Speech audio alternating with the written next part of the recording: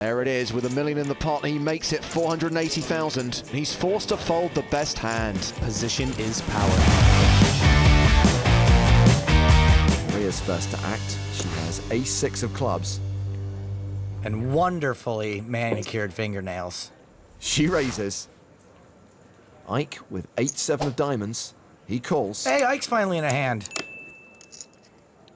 Grinder has 3-4 of diamonds. He also calls. Theo with King-2 of clubs makes this a 4-way party. It's my favorite kind of party. That and all parties with open bar. The flop sees Ike pair his 7 and take the lead. Maria was the pre-flop aggressor, and ace-high would sometimes be good here. She bets into 3 opponents.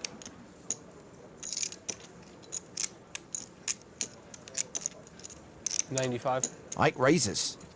Ike's trying to fold out all the hands that could maybe catch up to him. What's Grinder thinking about? I'm never sure, but I think it's either raising or sandwiches. Doesn't really have the stack where he can splash around. Sure, Ike wouldn't mind if he called with 4 high. He does call, maybe setting up a play for the river. Yeah, I don't think he's calling, trying to catch up.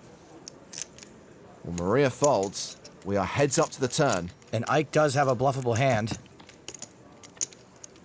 It's a 9, so Ike now has a lock on this.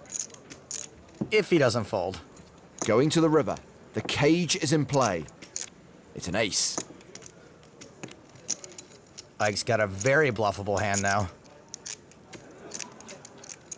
He checks the action to Grinder. I gotta put my card out. Everybody knows Grinder loves bluffing like a teenager loves emojis, but Ike could very well get sent to the cage here. It's only if you bet, you have to put the card out? Yep. These rules are really complicated. All right, he's busting Grinder's chops, but to be fair, Ike did help come up with the rules. Well, Grinder's bluffing and Ike folds! Whoops! Ike is going to the cage! There we go. Wow. There we go. About time. Yeah. Oh! Deserves it for that shirt alone. I hope that's fashion jail. There's a reason why Ludovic and Geilich both rhyme with sick. Raising with 6-3 offsuit. Ace-Jack for Shavik.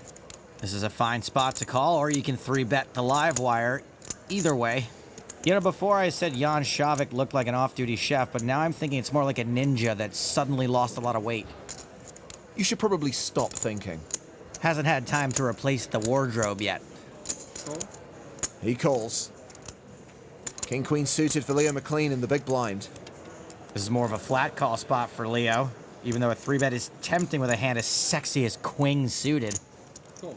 He does call. 3-way to the flop. King 10-10. McClean with the best hand. Shavik with a draw. Geilich with a total bagolino. Action check to the aggressor. Playing in flow. This is a pretty bad spot to bet. It's a very connected board, and he's going to have almost no equity when he gets called. Ludo continuing for 31,000. Also, a guy like Ludo is going to get floated a lot. Shavik is in with his gut shot. And it looks like Ludo is going to get looked up by 100% of his opponents. Sure enough, McClean calls as well. 3-way to the turn. And that card is the ace of spades, meaning Shavik is now in the lead. And meaning Geilich is officially drawing dead, or as his people would say, deed. Shavik checks. Leo can't bet. He checks as well. But we know Ludo can. Ludo wants to win every single pot, so he's going to bet here. It will work sometimes, but a lot of the time you're just going to get called down. With 0% equity, he bets 98,000. And this only works if your opponents are terrified of you, and I don't know how they could be, except for I just remembered they haven't been seeing his hole cards. Surely Shavik's going to call a top pair, and draws to a boat and the nut straight. He folds! Wow. Now it's just up to Leo. Now, we have the benefit of knowing all the cheese Geilich's been playing, but I don't think these guys are aware of it yet. Leo may think he's drawing nearly dead already. There's also that fear if he does call here that he might be facing an even bigger bet on the river.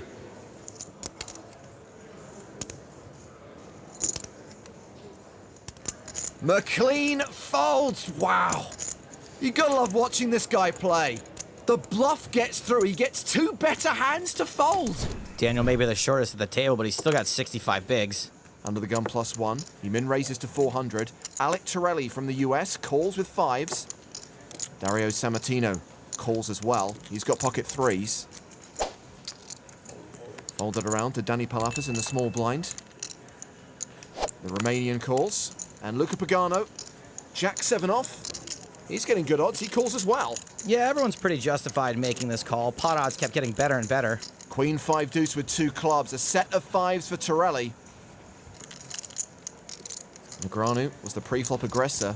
He has ace high in a backdoor club draw. And he bets 1,150. Over half pot into 4 opponents. This bet should come free with a drink at the bar because it is a little nuts. How does Torelli play his set?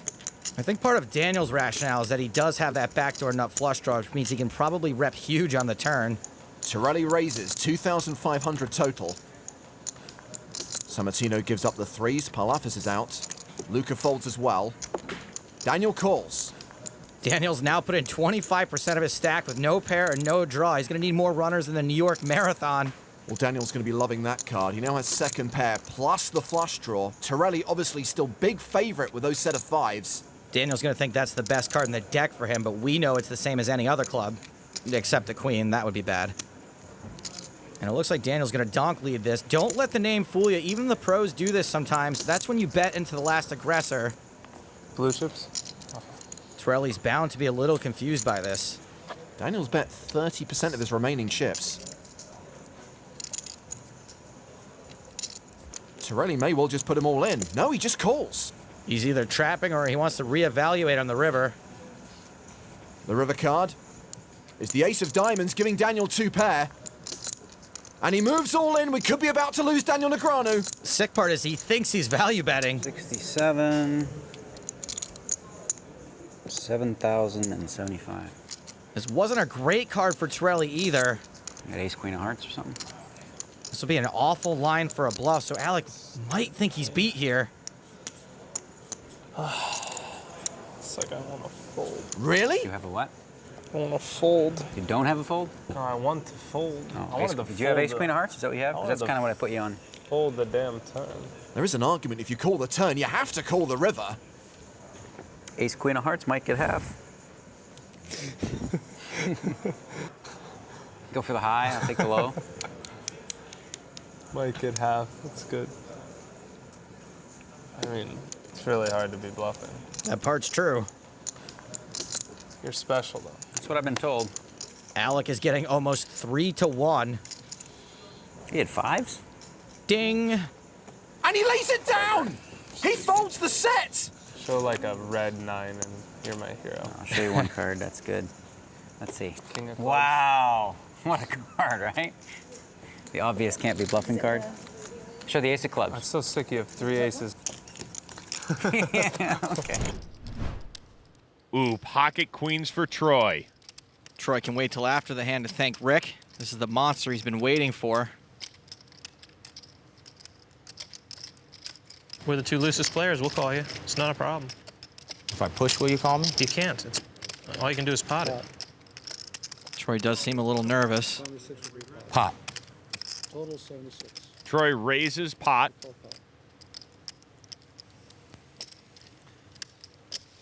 Viffer calls. This is a very loose call from Viffer, especially considering Troy's yet to put this much money in pre-flop all week. You were supposed to fold so I could repot him.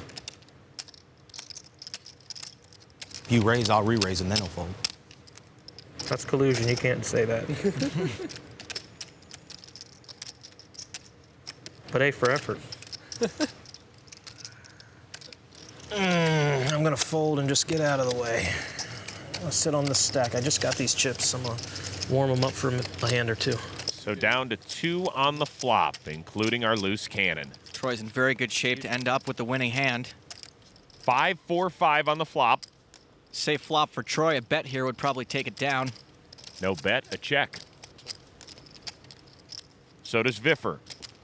Troy's trying to disguise the strength of his hand. Ace of spades on the turn. This might be a scare card for Troy. Fires 10,000. Maybe he remembered that Viffer limp called pre-flop, and he probably wouldn't have done that with an ace. Viffer drawing dead at this point. Looks like he's up to something. Much have left? 50 or 60. Viffer calls. Makes the call drawing dead. He's clearly on a pure float, which means he may try to steal this pot from Troy on the river. The river is the 3 of spades. Troy bets 10,000 again. This is only a third of the pot. Viffer may read it as weak. I'm all in. Viffer shoves. Did you hear that? Did you hear that suction? 10,000. The loose cannon's been put to a decision for all of his chips, and he looks just sick about it. Somebody call wardrobe. We're gonna need a new pair of drawers. If the ace scared Troy, he should have wanted to get to showdown as cheaply as possible. Betting was not the way to do that. Now there's a lot out there to worry about. An ace, a 5, a deuce, they all beat Troy. If Troy makes the call, he will have a profit of more than 64 grand and be the leading loose cannon. But can he pull the trigger? He cannot. I would never bluff you, sir. Nice hand, sir. Nice hand. Viffer ripped Troy's heart out, and then he showed it to him. Brutal. Ouch. That is ouch. Position is power. And with king-9 offsuit, he will min-raise. Jakobsen folds the small blind. Vadim Kursevich has king-jack in the big blind.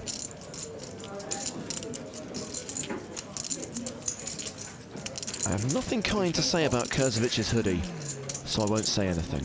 He's made the call, will go to the flop. It's ace-10 deuce. Both players still with king-high, and Kursevich checks. Heinzelmann's gonna c-bet this, but Kursevich has a good hand to call. He has a gut shot to the nuts and a solid king high that is better than all bluff continuation bets. Heinzelmann has made it 115,000. It's been a common theme for people to c-bet less than their pre-flop open. This makes it even more enticing for Kursevich to call. He does make the call. Well, with all of the small bets, there's still over $500,000 out there. So jack on the turn. Kursevich now has a pair. Checks a second time. Now both players have picked up a gut shot. Heinzelmann may be scared and check back. Kursevich is telling him he has an ace, a 10, or some type of Broadway hand.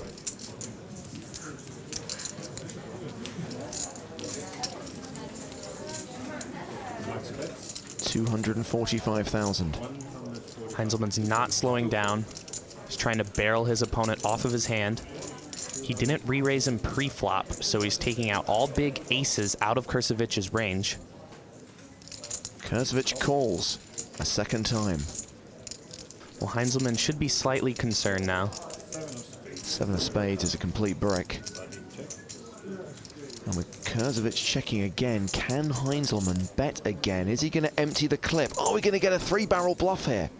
Heinzelmann may be slightly concerned, but he knows Kursevich cannot be nutted. This could be a good opportunity for the triple barrel bluff.